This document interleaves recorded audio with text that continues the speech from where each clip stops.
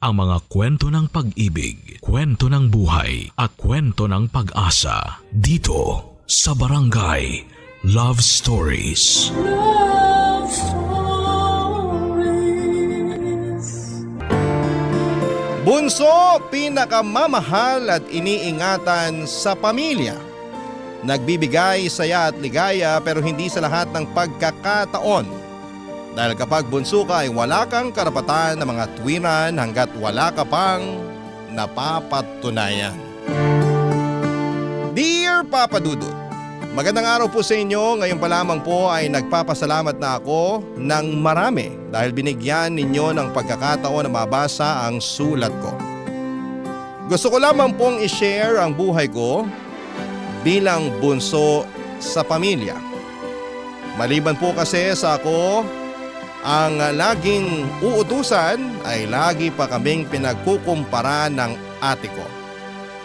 Bago ko po ipagpatuloy ang kwento ko ay magpapakilala muna ako. Ako po si Ann, 25 years old, laking Cavite. Sumakabilang bahay na po ang papa namin. Simula po nung umalis siya sa bahay namin ay hindi ko na siya nakita pang muli. Kaya naman po ang mama ko na lamang ang dumiskarteng mag-isa para mabuhay kami ng ate ko. Dahil nga po bata pa ako noon ay madalas po akong nasa kalye. Lagi ako nasa initan kaya po kapansin-pansin talaga ang pagkakalayo ng kulay namin ng ate ko. Bata pa rin naman po si ate noon pero pinipilit na niyang maging dalaga. Siguro dahil impluwensya na rin po ng mga baklang kumukuha sa kanya para sumali sa mga contest. Hindi na rin naman tumatanggi si mama dahil madalas naman po ay panalo si ate at laging may nauuwing pera. Sa loob ng isang taon ay nakakatatlo hanggang 4 na beses na sumasali ang ate ko sa pageant. Kaya naman 17 years old pa lamang siya ay hasang-hasa na siya. Dahil nga po sa pambato ng mama ko ang ate ko kapag nasusugatan nito ay halos atakihin na sa puso si mama sa sobrang galit.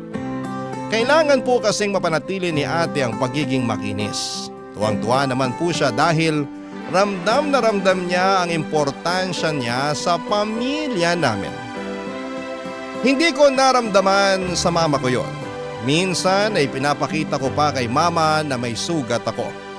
Pero ang lagi niya lamang sinasabi ay okay lang naman daw yon. Dahil bata pa naman ako, Papa Dudut.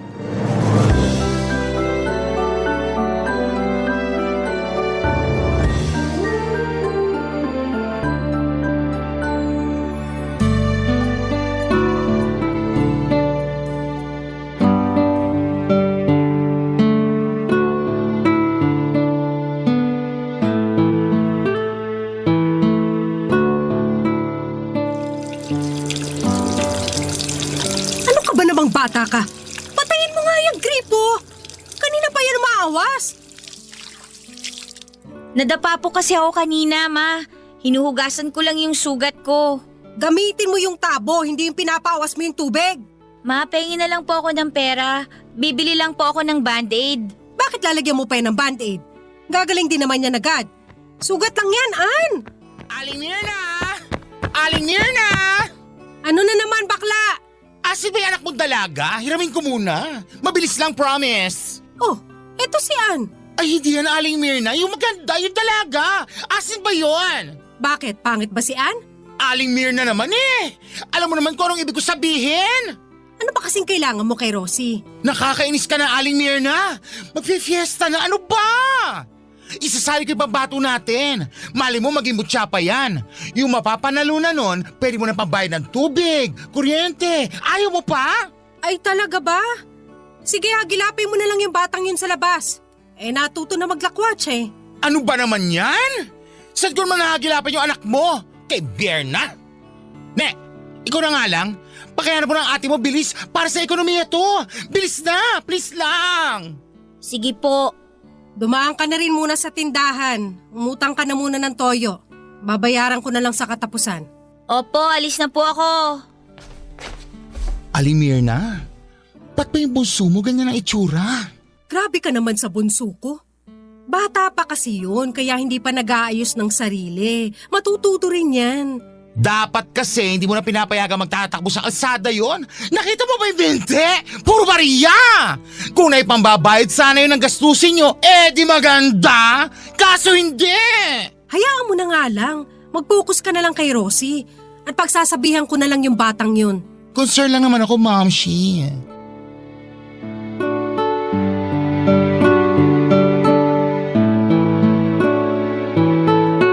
Narinig ko pa ang usapan nila bago ako tuluyang umalis noon, Papa Dudut.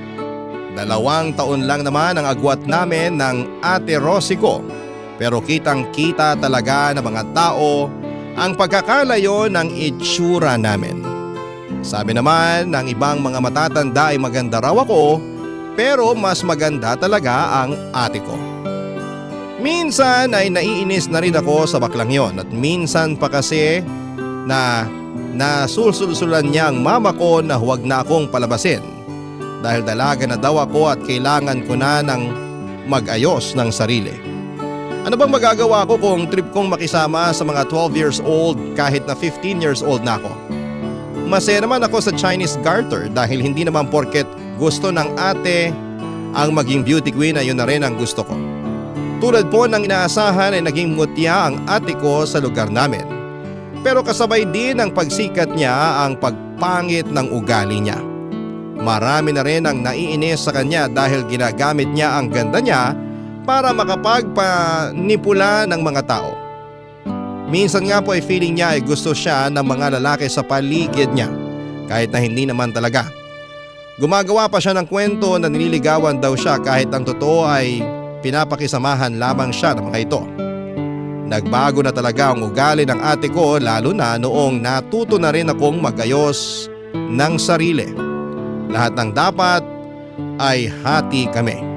Napupunta lahat sa kanya at kapag umangal ako ay sasaktan niya ako, Papa Dudut.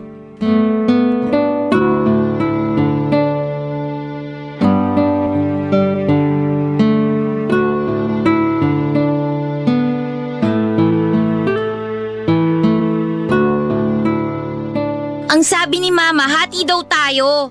Bakit kinuha mo lahat? Wala kang pakialam. Ako ang mas matanda. Sumusobra ka na! Gusto mo lahat sa'yo! Hindi lang naman sa'yo binigay yan eh! Kailangan ko nga ng mga damit eh. Bakit ba? Wala ka naman natutulong dito sa bahay. Bakit? Kahit isang beses ba nakapagbigay ka na kay Mama ng pambayad ng kuryente? Ang pangit ng ugali mo! Balang araw, ako mag-aahon kay Mama sa hirap! Tsaka bakit? Ako naman lahat ang gumagawa dito sa bahay ah! Ikaw, pag walang pageant, wala ka rin kwenta! Wala palang kwenta ha? Bastos ka! Bitiwin mo ako! Wala kang karapatang sumagot sa akin! Malandi? Ha? Sinong malandi ha? Ikaw! Akala mo, hindi ko alam na may boyfriend ka? Isusumbong kita kay Mama! Oo, isusumbong kita kasi nakita kita kagabi, hinalikan ka ni Roy! Pok! Pok! Hoy! Ano, magpapatayan ba kayong dalawa? Ano bang problema nyo? Yang si Ane, tinawag akong pok-pok. Narinig mo naman, di ba? Bakit nagsasalita ka ng ganyan sa ate mo, Ann? Mas matanda sa'yo ang ate mo, magpakita ka ng respeto! Talaga namang malandi yan eh! Nakita ko yan, nakikipaghalikan kagabi! Hoy, Rosie, nakipag-alikan ka? Hindi no? Maniwala ka dyan, sinungaling yan? Umayos kayong dalawa, ha? Ayoko na mauulit to, lalo ka na, Ann! Ayoko mauulit na tatawagin mong pok-pok yung ate mo!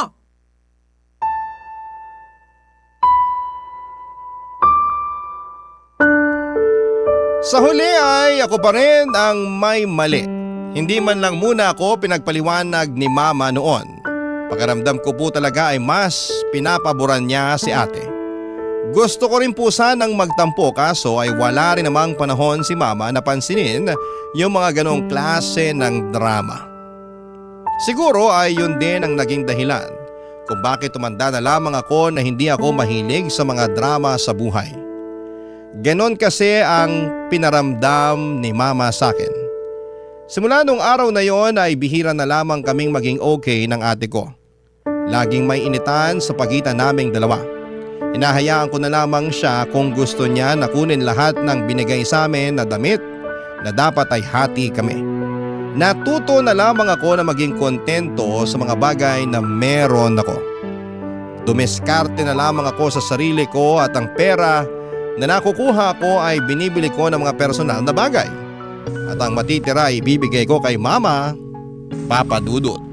Barangay Love Stories. Barangay Love Stories. Parehas na kaming nasa wastong edad ng kapatid ko. Masarap pala sa pakiramdam ang napupuri. Madalas na kasi akong masabihan ng maganda at nagugulat yung mga kumare ni Mama para daw kasing hindi ako yung batang Ann na nakikita nilang patakbo-takbo sa kalsada noon. Nakakatuwa kung paano sila namamangha sa pisikal kong itsura. Hindi na po kasi talaga ako lumalabas ng bahay, Papa Dudut. Kaya siguro pumuti na rin po ako. Nang tumungtong po ako sa kolehiyo ay tuluyan na akong nawala ng gana sa kalye. Siguro'y ganon talaga kapag nagdadalaga. Maganda pa rin naman ang ate ko pero hindi na siya ang center of attraction. Madalas kasi nilang makita si ate kaya kapag ako na ang lumalabas sa eksena ay nawawala talaga ang atensyon nila sa ate ko. Dahil po doon ay mas lumala ang tensyon sa aming dalawa. Natuto na rin po ako mag-ipon ng pera at hindi ko naman kasi maaasahan ng mama ko na bigyan ako ng pera para sa mga luho ko. Pero naglalakas siyang mangutang kapag lalaban ang ate ko sa mga beauty pageant. Hindi na rin ako nagsiselos dahil sanay na ako. Isang araw po ay hindi ko na napigilan ng sarili ko at kinalkal ko na ang bag ng ate ko. Nawawala po kasi ang mga gamit ko at hindi po yon ang unang beses na nawalan ako kaya naman kinompronta ko na siya.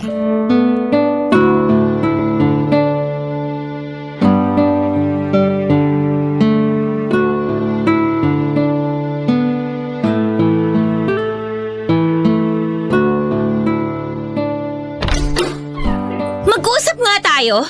Wow! Kung makapagsalita, panganay ka? Alam mo, pagod na akong intindihin na hindi ka pwedeng kumprontahin dahil mas matanda ka sa akin. Kasi ikaw gusto mo inirerespeto ka eh. Pero ikaw naman yung hindi marunong rumispeto ng ibang tao.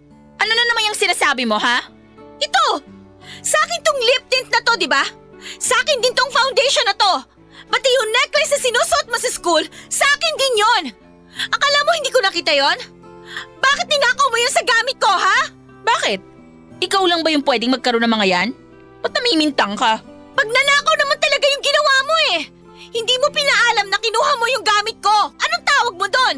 Bakit mo ninanakaw yung gamit ko, ha? Hindi nga yan sa'yo, akong bumili niyan.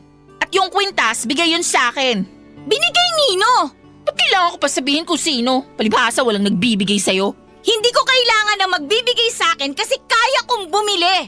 Tsaka may palatandaan ako sa foundation ko, no? Kaya huwag ka na magsinungaling. Ano ba? Kung magsigawan kayong dalawa, parang hindi kayo magkapatid. Ano na naman ba yung pinag-aawayan nyo? Eh, ito pong anak nyo, magnanakaw. Kinuha niya yung gamit ko nang walang paalam. Ano ba, Ann? Diba sabi ko, huwag kang magsasalita ng ganyan sa ate mo? Ilang beses ko dapat ipaalala sa'yo yan? Eh, totoo naman, ma. Ano bang tawag sa ganon? Di ba magnanakaw? Kahit na! Ate mo yan! Kapatid mo yan! At ikaw naman, bakit kinukuha mo yung gamit ng kapatid mo? Iniram ko lang naman. Sasabihin ko rin naman eh. Sinungaling! Ang sabi mo kanina, sa'yo talaga yung mga gamit na to. Sabi mo, binigay sa'yo yung kwintas. Sa bagay, kapag magnanakaw ka, hindi malabong sinungaling ka rin. Ibalik mo yung kwintas ko!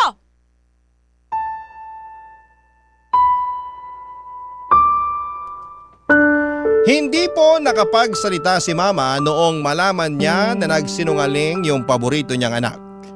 Hindi ko na nga po narinig na pinagalitan siya ni Mama. Pero kung ako ang gumawa noon ay hanggang kinabukasan ay maririnig ko pa rin ang issue na yon. Kitang-kita talaga ang pagiging bias ni Mama pero wala naman po akong magagawa. Kailangan ko na lamang tanggapin kung wala rin naman si Mama ay malamang ay wala rin ako dito sa mundo. Kinagabihan po ay nakita ko ang kwintas sa kama ko. Buti na lamang at nadula siya. Ang totoo po ay hindi ko talaga binili ang kwintas na yon. Binigay po yon sa akin ng boyfriend ko at hindi po nila alam na may boyfriend ako noong college. Patago lamang po kasi kaming nagkikita. Hindi ko rin po magawang ipakilala kay mama dahil pagagalitan na naman niya ako. Pero pagka-graduate ko po ng college at nung meron na akong sariling trabaho, ay doon ko lamang napakilala ang boyfriend ko. Pagkatapos po ng maraming pagsubok sa buhay ay nakapagtapos na nga po ako ng pag-aaral. Napakasarap po sa pakiramdam na buwan-buwan ay nakakapagbigay na ako kay mama galing sa sarili kong pera. Ako lang ang nakatapos dahil nabuntis si Ate Rosie pero hindi siya pinanagutan ng ex-boyfriend niya. Okay lang sana kaso ay hindi pa rin nagbago si ate. Lagi pa rin siyang nasa lakwatsahan at si mama ang nagbabantay sa pamangkin ko. Mahal ko ang pamangkin ko pero hindi ko magawang itolerate ang pagiging irresponsable ng kapatid ko.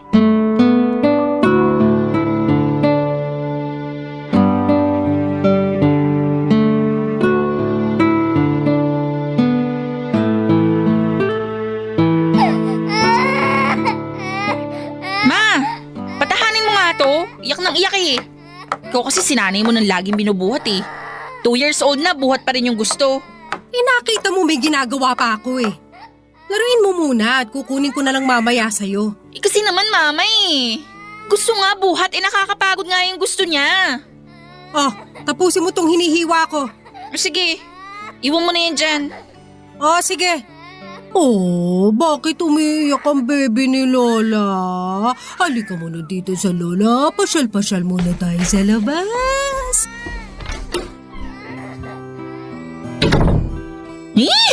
Nakakainis! Anong nakakainis? Si mama kasi sinanay ng laging binubuhat tsaka nilalabas. Yan tuloy pag di nasunod ang gusto, nagwawala. Kasi naman, dapat ikaw yung nag-aalaga sa anak mo. Anak mo yun eh. Alam mo, hindi mo nakikita yung pagod ko kasi puro pagmamayabang lang ang alam mo. Porkit nakatapos ka ng pag-aaral. Ha? Anong pinagmamayabang ko? Sinabi ko lang naman na dapat ikaw ang nag-aalaga sa anak mo. Tama naman ako, di ba? Nagpabuntis ka, tapos si mama ang pag-aalagain mo? Sa ngayon lang naman yon, Ann. Wow, sa ngayon! 2 taon na, Rosie! So, Rosie na lang ngayon ang tawag mo sa akin? Nakapagtapos at nakapagtrabaho ka lang? Nakalimutan mo nang mas matanda ako sa'yo? Na ako ang ate rito? Ay, ikaw ba? Oo, nakalimutan ko eh. Kahit naman kasi minsan, hindi ka nagpakaati sa akin. Umasa ka namang matanda kahit minsan lang, para hindi ko nakakalimutan. Yabang mo ah. Oh, saan ka pupunta? Kala ko ikaw ang tatapos ng ginagawa ni Mama. Kailangan ko magpahinga. May racket ako mamaya. Napakawalang niya talaga! Pinabantayan mo yung anak mo sa nanay mo para makatulog ka ng maayos? Grabe ka! 2 taong ka nang rumaraket, ako pa rin ang gumagastos sa gatas at diaper ng anak mo! Di wag mong bilhan. Wow! Ang lakas ng loob mo kasi alam mong hindi ko naman matitiis. Kawawa naman yung anak mo. Kasi naman, ang alam mo lang, magpakalasing. Tapos, bumuka ka. Tapos, pag may nabuo na, ipapaalaga. Tapos, wala namang pagbabago. Sana naman, maisipan mo ring lumayas, no? Hoy! Ikaw lang yung nakakaangat ngayon. Pag ako ang nakaangat sa buhay, ikaw ang lalayas dito sa bahay na to. Alam mo, yung ganyang klase ng pag-iisip, Rosie, kahit kailan hindi aangat sa buhay yung mga ganyan. Kaya hindi ko kailangang hintayin pang umangat ka sa buhay para umalis dito. Kasi kahit ngayon sa oras na to, kayang-kaya ko.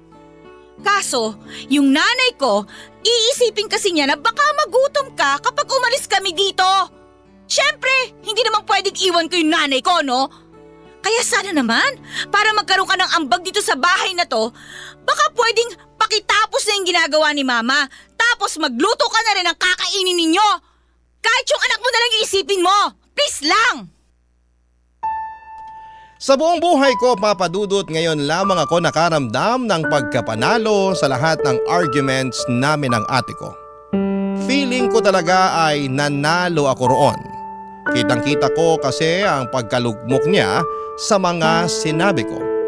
Hindi na rin ako nakaramdam ng pagkaawa. Ubos na po kasi yung awa ko para sa kanya. Nakita ko po kasi kung paano siya napanghinaan ng loob at kung paano gumuho ang mundo niya noong malaman niyang buntis siya. Lalo na nung hindi pala papanagutan ng boyfriend niya. Pero sa totoo lang po ay mabuti na rin na hindi siya pinanagutan dahil baka ako rin naman ang magpalamon sa lalaki niya. Minsan ay gusto kong isumbat kay mama yung mga ginawa niyang pagbibigay pabor sa ate ko noon. Gusto kong makita sa mismong mga mata ko at marinig na sabihin niya na mali siya ng kinakampihan noon. Pero ayoko na pong bigyan pa ng stress si mama. Iniintindi ko na lamang na meron naman talagang nabibigay si ate na pera noon kay mama. Wala rin namang mangyayaring maganda kung ipapamukha ko pa na ako ang best daughter sa aming dalawa. Mas mahirap pa lang maging breadwinner sa pamilya lalo na kung meron kang hinanakit sa mga pinapakain mo, Papa Dudut. Barangay Love Stories. Barangay Love Stories. Kay Jiro ko na lamang po ibinigay ang buong oras ko. Kasi kung sa bahay ko pa ilalaan ay may stress lamang ako. Masayang masaya kaming dalawa dahil legal na kami sa pamilya namin sa parehong side. Close pa rin ang mga kapatid niyang babae. Buti na lamang po ay nakapaghintay siya ng ilang taon. Buti na lang at hindi siya sumuko noong mga taon na lumipas na nagtatago lamang kami. Pakiramdam ko talaga noon ay siya na ang lalaking para sa akin at ako na rin ang babaeng para sa kanya. Wala naman kasi kaming away na hindi namin nagawa ng solusyon. Sobrang maintindihin siya lalo na sa panahon na tinotopak ako at gusto ko lamang siyang awayin. Nagigets naman po niya na gusto ko lamang ng atensyon niya kaya lalambingin niya na lamang ako. Hindi naman ako selosa dahil hindi ko naman yon kinalakhan.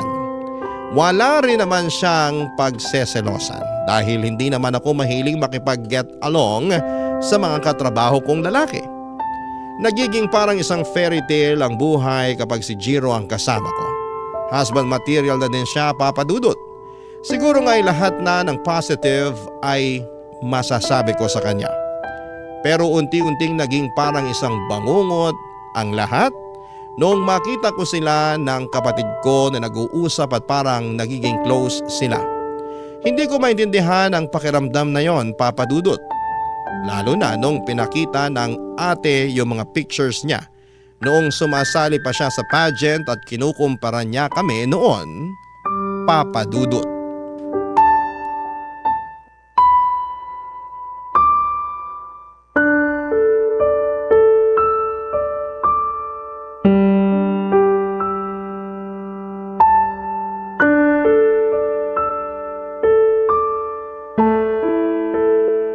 O ito, tignan mo. Laki ng pinagkaiba ng katawan ko nun sa ngayon, ano? Ang sexy ko talaga dati. Hindi na lang halata ngayon, may anak na kasi ako eh. Hindi na rin ako maganda. Maganda ka pa rin naman po. Po? Di ba sabi ko sa'yo, huwag ka na magpo? 2 taon lang naman ang agwat namin ng kapatid ko. Tsaka alam mo ba? Dati, hindi talaga maganda yung si Ann. Lagi nga kami pinagkukumpara nung mga bata pa kami. Ang itim-itim kasi niyan. Lagi kasing nasa galaan. Talaga? Pero maganda naman siya ngayon eh. Oo nga. Ay, kung pwede lang sanang ibalik yung katawan ko dati. Pwede pa naman. Basta exercise lang saka proper diet. Siguro nagwo-workout ka, no? Ang ganda kasi ng hubog ng katawan mo. Siguro kaya ka ayaw pakawalan ng kapatid ko. Ang totoo, ako yung may ayaw na mawala siya. Sus? Sana magtagal kayo. Pero gwapo ka ha. Bet kita para sa kapatid ko. Siguro may nangyari na sa inyo, no? Ano ba yung mga tanong mo, Rosie? Wala ka na ba talagang kahihiyan? Boyfriend ko yung kausap mo, no? Oh, meron bang masama sa sinabi ko? Gumagawa ka ng issue, Ann, ha? Ikaw ang gumagawa ng issue. Boyfriend ko to. Tapos ipapakita mo yung mga dati mong picture na kita yung katawan mo? Ano, binubugaw mo na yung sarili mo? Sa boyfriend ko pa talaga, ha? Grabe na yung kapal na mukha mo, Rosie. Tapos itatanong mo pa kung may nangyayari sa amin? Gago ka ba? Nag-iisip ka ba, ha? Privacy namin yun. Naku, Jiro, pasensya ka na. Ganyan talaga yung kapatid ko. Madalas talaga hindi kami nagkakasundo niyan kahit noon pa. Siguro, kayo na lang yung mag-usap. Aalis na muna ako Pasensya na rin po ate.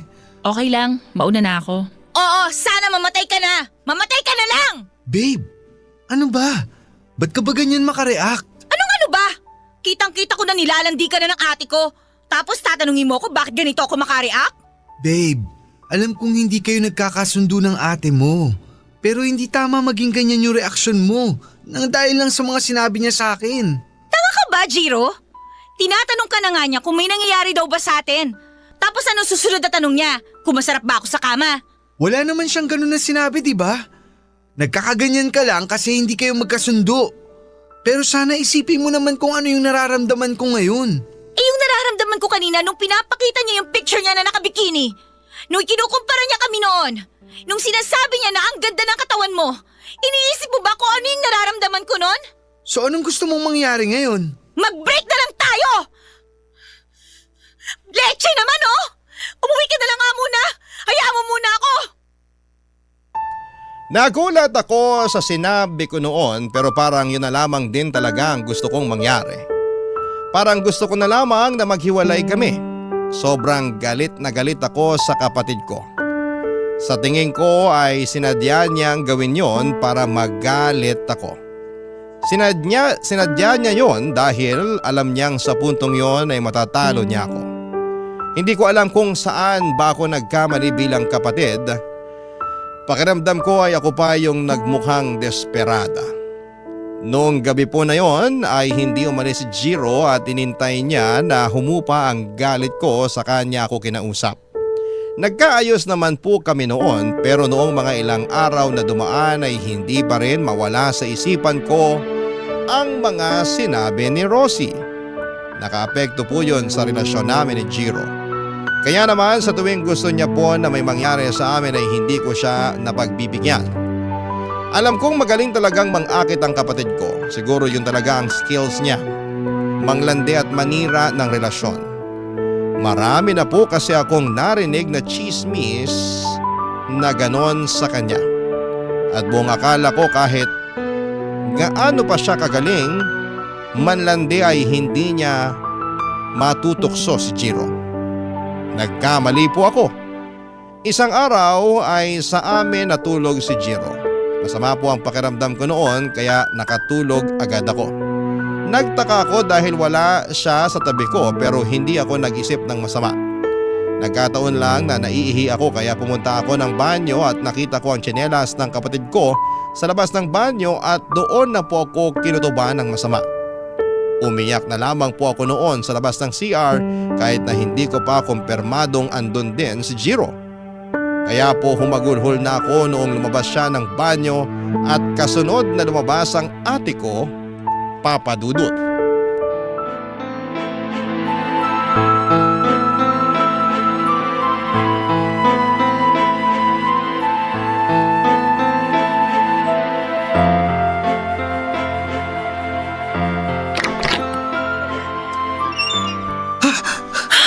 Ano pang idadahilan mo, Jiro?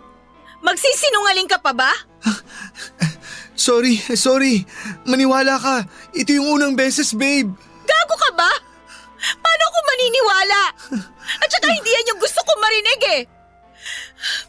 Puwisit naman oh. Bakit naman sa taong pinakamumuhian ko pa? Bakit? Hindi ko napigilan. Sorry. Ilang beses mo akong tinanggihan eh. Hindi yan sapat na dahilan para lakuhin mo ako. Tapos sasabihin mo na ito yung unang beses? At ikaw? Ha? Masaya ka na? Ha? Masaya ka na? Panalo ka na! Ito yung gusto mo, di ba? Yung makita mo ako na nahihirapan! Yung makita mo ako na umiiyak! Di ba? Gago ka eh! Bakit ba hindi ka nalang namatay? Tama na! Babe! Bitiwan mo yung ate mo!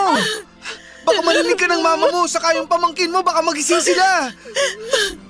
Jiro, pagod na akong intindihin yung ibang tao. Kahit ngayon lang masaktan ko tong babaeng to. Kahit ngayon lang mangutgut ko to kahit ngayon lang! An! Bitiwan mo ang ate mo! Kumalma ka nga muna! Naman! Kampihan mo naman ako kahit ngayon lang, oh! Niloko nila ako! Kahit ngayon lang, Ma! Iparamdam mo naman sa akin na pwede akong magsumbong sa'yo! Paanong niluloko ka nila? Nakita ko mahal na mahal ka ni Jiro! Naman!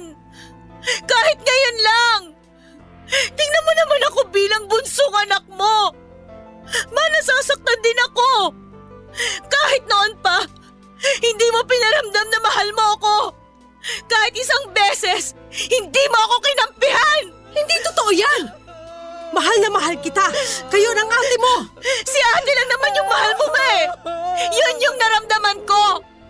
At ikaw, wala ka sasabihin? Ha? Ano, iiyak ka? Gago! Di ba ito yung gusto mo? Dapat masaya ka eh! Natupad mo na yung gusto mong mangyari! Wasak na ako! Magsalita ka! Hindi ko kailangan yung luha mo! Paka-plastic mo! Magsama kayong dalawa! Magdiwang ka! Alis na ako dito! Anak! Huwag mo kaming iwan! An! Mano, sasama ka ba sa akin? Anak naman eh! Expected ko na naman na pipiliin mo si ate mo eh. Okay lang. Sanay na ako. Anak, sasama ako sa'yo. Pero sana hindi ganito yung paraan na pag-alis natin. Mag-usap kayo ng maayos. Wala kaming pag-uusapan, Ma. Mag-empake ka na. Aalis na tayo ngayon. Sino mag-aalaga sa pamangkin mo? Ha? Di ba may nanay siya? Ayan nga oh. Nagawa pa makipagtalik sa boyfriend ko. Baka kaya niya ring alagaan yung sarili niyang anak. Kinuha ko ang lahat ng importanteng gamit ko at umalis kami ni Mama sa bahay. Naghotel lamang kami ni Mama ng isang araw at humanap ako ng boarding house na matitirhan namin ni Mama. Walang kahit na anong salita ang lumabas sa bibig ng kapatid ko noon, Papa Dudut. Pero nakita ko pong umiiyak siya. Unang beses lang din po na nangyari na sinabunutan ko siya. At hindi man lamang siya lumaban. Tinanggal ko rin po ang lahat ng communication namin ni Jiro. Naisip ko po kasi na kaya siguro tumagal siya sa akin ng ilang taon noon ay dahil meron pa siyang ibang pinagkakaabalahan. Baka nag-take advantage siya dahil alam niyang hindi naman ako selosa. 3 weeks pa lamang po kaming wala sa bahay noon nung sinabi sa akin ni Mama na nasa ospital daw ang pamangkin ko dahil sa dengue. Alam kong wala namang pambayad si ate sa ospital kaya ako na rin po ang nagbayad. Wala rin po sana akong balak pansinin ang ate ko noon pero lumapit po siya sa akin nang umiiyak at humingi po siya ng tawad sa lahat ng mga nagawa niya. Hindi naman daw po niya hinihiling na umuwi kami sa bahay pero sana ay mapatawad ko daw siya. Niyakap ko lamang po siya noon saka ako umalis. Alam kong mapapatawad ko din siya pero hindi pa sa ngayon. Kailangan ko pang turuan ang puso ko na magpatawad. Hanggang dito na lamang po at marami pong salamat sa programa ninyo, Papa Dudut. Naway pagpalain pa po ang lahat ng bumubuo ng Barangay LS ng ating Diyos. Ang inyong kapuso at kabarangay, Anne. Ako, gigil na gigil talaga ako sa nangyayari sa kwento natin. O ikaw, kabarangay, kumukulo rin ba dugo mo? Pwede kang mag-iwan ng comment sa ating comment section.